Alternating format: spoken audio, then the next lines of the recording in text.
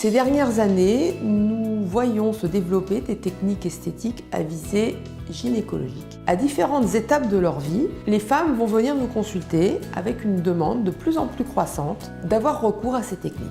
D'abord, la femme jeune, après un accouchement, va ressentir parfois des difficultés, notamment après une épisiotomie.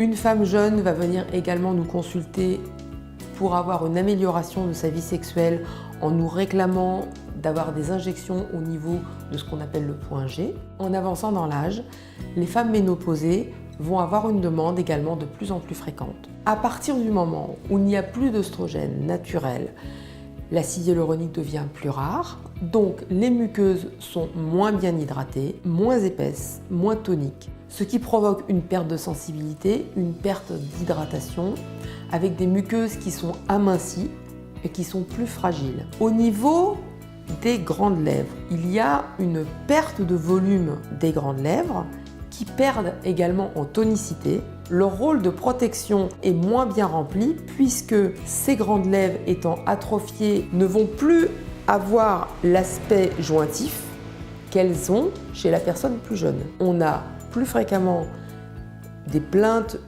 d'inconfort, des infections, des mycoses dues à une perte d'hydratation, à une perte de quantité d'acide hyaluronique. Différents traitements peuvent donc être proposés. D'une part, des traitements injectables et d'autre part, des radiofréquences ou par des lasers.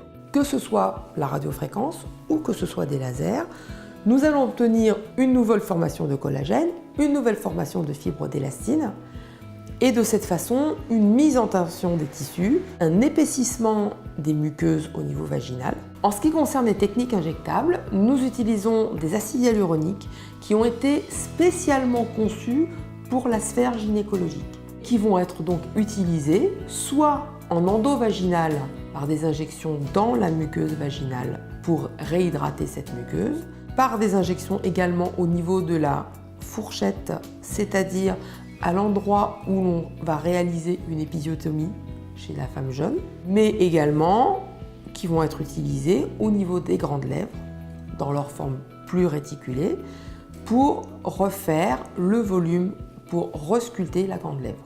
Après une anesthésie locale, le traitement est peu douloureux. Le résultat est un résultat durable sur 1 an et demi, selon les patients. Il y a bien sûr des contre-indications comme pour toutes les injections d'acide hyaluronique, telles que les maladies auto-immunes, telles que la grossesse bien évidemment, mais également tout ce qui peut contre-indiquer l'utilisation d'acide hyaluronique comme l'herpès, comme les cancers locaux en voie d'évolutivité.